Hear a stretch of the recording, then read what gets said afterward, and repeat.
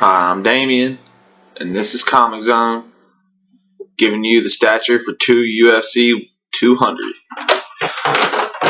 First up, in the main event, we got Conor McGregor versus Nate Diaz 2. I don't know how this made the main event because it's not even a title shot, and it's got a title fight right underneath of it, so I'm not sure how that happens. I've never seen a fight go over top of a title fight, but okay, it happened. I know they're the big draw, but so what? That's still not fair. But anyways, Conor McGregor, Nate Diaz 2 is the main event. The co-main event is Jose Aldo versus Frankie Edgar. In this fight, I feel like Frankie Edgar's got something to offer Aldo this time. He kind of figured out how to beat him last time he fought him. During the fourth and fifth round, he started diving on them lower leg kicks every time he'd throw one at him. Frankie would dive in on a double or a single trying to take him down, and he kind of quit doing it. He kind of figured better than that. Frankie's real fast about taking people down. He's got real good combinations. He slips in and out real good with punches and then takedowns. So I think he might have something to offer Aldo this time. Plus, Aldo ain't the same as he used to be. He doesn't look the same. He's nowhere near as sharp as he used to look. Aldo could win if he starts beating them legs up right at the very beginning of the fight. You know, he could win. I definitely know he ain't knocking him out because Frankie Edgar, you can't knock that little soldier out.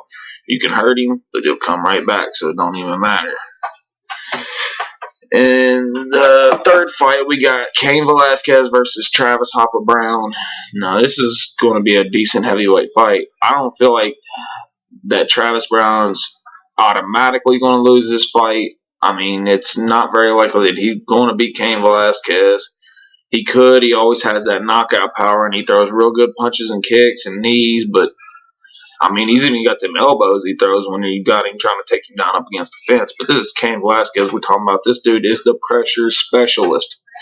He's going to be nonstop the whole time, throwing punches at the face, takedowns, and I don't think Travis Brown's ever had anybody try to do this to him. The dude's just relentless. He's got the best gas tank in the heavyweight division by far. He's probably got one of the best gas tanks in the MMA by far, honestly. Even for being a heavyweight, the dude's got a gas tank like a lightweight. This stuff is ridiculous, and he moves like a middleweight. He's just quick. He throws everything from the chamber. His takedowns are real slick. He's a hell of a fighter, man. I just don't think Travis Brown's got anything to offer this dude. I really don't.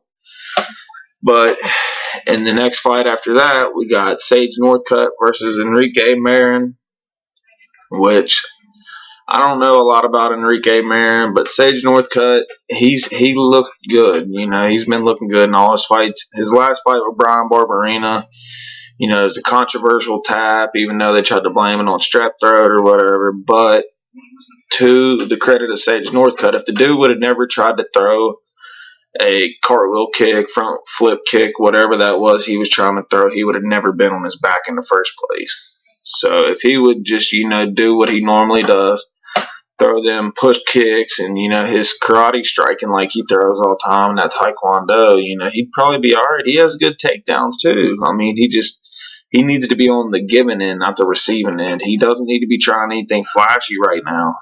Try that later once you've had experience, man. You're still new to this whole thing. There's no reason for it. You know what I mean? That was one of Uriah Hall's problems, is that the dude tries to be too flashy all the time, man. You got to learn the basics first, and then the flashiness comes later. After you've had some experience, then you bring the flashiness into it. I feel like Sage Northcutt's probably going to win this fight. I don't really know a lot about the other guy, but from what I hear so far, I feel like Sage Northcutt's going to win this fight. Now, the fight after that's Gegard Mousasi versus Derek Brunson. Now, this is going to be a pretty decent fight because Derek Brunson's been on a little streak of his own, but Gegard Mousasi, he's been alternating wins and losses back and forth. Gegard Mousasi is probably the most well-rounded dude in the middleweight division, maybe besides, well, I'd say Rockhold and Romero, maybe. I don't know. A lot of people don't give Gegard the credit he deserves. Man, he was a kickboxer. He's a hell of a grappler. He's got great jiu-jitsu. I mean, the dude, he's really good. He's old, man.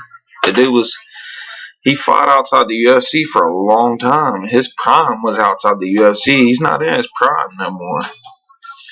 When he was in his prime, he was like 31 fights and 2 losses or 1 loss maybe, I can't remember. And almost every one of his fights was either submission or knockout. He had hardly any decisions. The man is truly a beast. I mean, he's just in the UFC now, and he didn't fight that great of competition. I think the best fights he had when he was outside the UFC was he fought Melvin Manhoff and beat him, and he fought who else? Jakar Souza and beat him, and now it's kind of a flukish fight because he hit him with an up kick, and you know how that goes. But anyways, he fought Dennis King and a couple other people. I mean, nobody really too awful special compared to who he's been fighting since he's been in the UFC. I feel like Gegor or Mousasi's just got too much to offer Derek Brunson. Derek Brunson's an elite wrestler, but I just don't feel like that wrestling's going to carry him through this fight. I've never heard of him really just straight out blasting people and knocking them out. I mean, I know he's got a couple TKO wins under his belt and stuff. I just don't feel like he's going to do it to Gegard Mousasi. The dude's really hard to knock out. I mean, Uriah Hall did it, but the dude caught him with a spinning back kick to the chin. So what do you expect? Plus, Uriah Hall's, he's an animal in his own breed. So I feel like Gegard Mousasi is probably going to take this by submission, maybe decision. Probably submission in the second round. I feel like, Derek Brunson will probably shoot him for a takedown. Mousasi will sweep and then catch him in a submission, but it's hard telling. Who knows? And then we got Joe Lauzon versus Diego Sanchez. Now, this fight's been supposed to be happening for a long time. So, I mean, this could go either way, really. Joe Lauzon's, he's got a hell of a lot of fight bonuses. The dude's got probably the most finishes in lightweight history, I'd say. Close to it if he doesn't. The dude really is talented. He's just old now. He's getting old. So is Diego Sanchez. Diego Sanchez is one of them guys. When you come to fight him, you better be ready to fight because it's nonstop the whole time. He's throwing blows. He doesn't come to, try to be point fight or anything like that. That dude comes to try to kill you. So you might as well be ready for murder. Because that's what it's going to take to beat him. You're going to have to beat the dude the whole time to win. That's just the way it goes with him. He has great cardio, great grappling. He is a scrapper.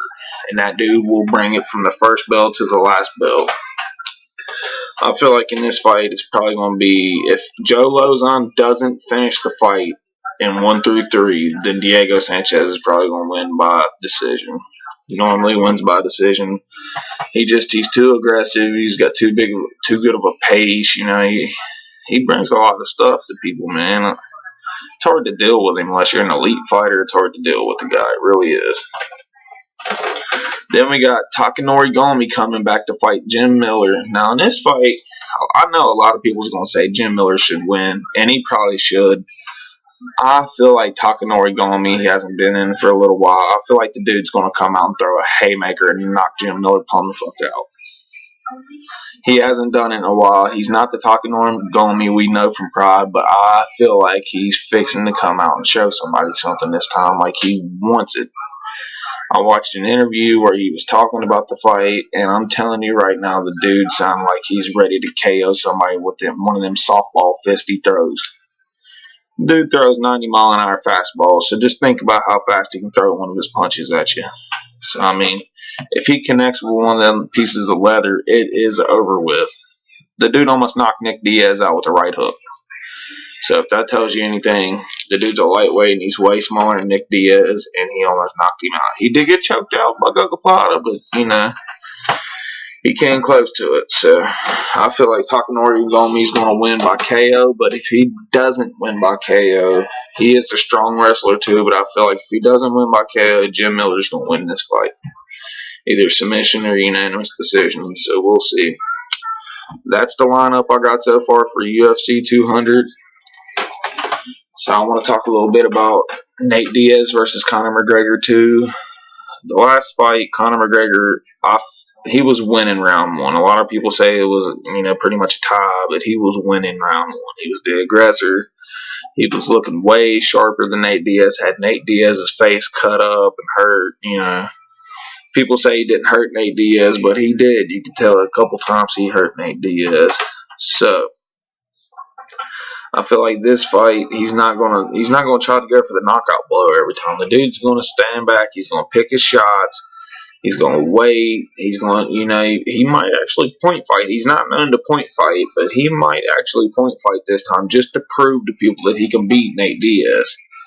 If he decides that he wants to point fight and stay away, and pick his shots, slip in, slip out, he will win this fight, I believe. I don't think he's going to knock him out. I feel like the only way Nate Diaz is going to win is to submit him. I don't think he's going to win by unanimous decision. He could win by knockout. He has good boxing, don't get me wrong, but Conor McGregor, he's taking shots upon shots upon shots, and I know he got hurt last time, but that could have had something to do with his cardio. He had just then fought for the first time in his life at 170. He had to gain all that weight real fast after the fight was changed, and he didn't have that long to do it. He didn't have a camp at 170. He added a 155, and then had to gain it and train at 170 for a week or so. I'd imagine that has to take a toll on you. Nate Diaz has fought at 170 before, so that's not that different for him. I don't know. It's hard to tell because you can't never count Nate Diaz out, but you can't never count Conor McGregor out too. I mean, I'm a fan of both, but I feel like Conor McGregor's probably going to win this fight. Tell me what you think in the comments below. Thank you.